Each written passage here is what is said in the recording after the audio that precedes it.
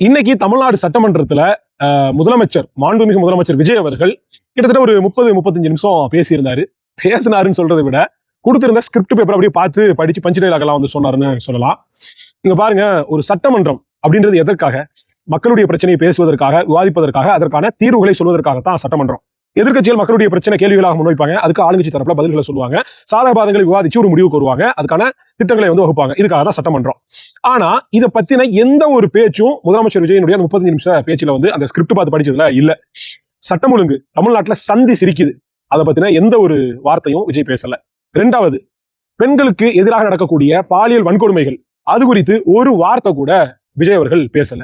மூணாவதாக, நீட் தேர்வினுடைய வினாத்தாள் லீக் ஆகி இன்னைக்கு வந்து இந்த தேர்வை வந்து நிறுத்தி வச்சிருக்காங்க.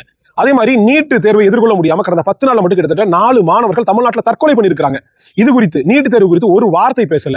கர்நாடகால மேகதாது அணையை காவிரிக்கு குறுக்க கெட்ட போறோம் அப்படின்னு கர்நாடக அரசு, எந்த கர்நாடக அரசு?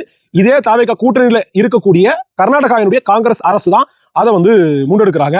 மேகதாது அணை குறித்து ஒரு வார்த்தை கூட விஜய் அவர்கள் இந்த சட்டமன்ற உரையில பேசல. இது போக தமிழ்நாட்டினுடைய நிதி நெருக்கடி, கடன் சுமை குறித்தோ, இல்ல விஜய் அவர்கள் தேர்தலுக்கு முன்பாக அளந்து விட்டார்ல, தாலிக்கு தங்கம், அந்த தாய்மாமன் சீரு, அந்த 10,000 ரூபாய் கொடுக்க போறோம், அப்படி இப்படி தமிழ்நாடு முன்வைக்கு பெண்களுக்கு இலவச பேருந்து அப்படிலாம் வந்து சொன்னார்ல, இது குறித்தெல்லாம் ஒரு வார்த்தை கூட பேசாம தங்களுடைய ஆடியன்ஸ், அதாவது சட்டமன்றத்தில் பேசுறோமா இல்ல சினிமா ஆடியோ லான்ச்ல பேசுறோமான்ற எந்த ஒரு வேறுபாடோ, ஒரு சட்டமன்றத்தினுடைய மாண்போ தெரியாம வெறுமனே பஞ்ச் டயலாக் பேசிட்டு இப்படி காட்டுறது அப்படின்னு ஒரு சினிமா ஆடியோ லான்ச்ல தன்னுடைய ஃபேன்ஸை திருப்திப்படுத்துவார்ல, அந்த மாதிரியான கலோக்கியலாக பேசிட்டு போயிருக்கிறது. மக்களுக்காக, தமிழ்நாட்டினுடைய நலனுக்காக, தமிழ்நாட்டினுடைய எதிர்காலத்திற்காக எந்த ஒரு உருப்படியான ஒரு பேச்சோ வாக்குறுதியோ இந்த முதலமைச்சர் விஜய் அவர்களுடைய பேச்சுல இல்ல.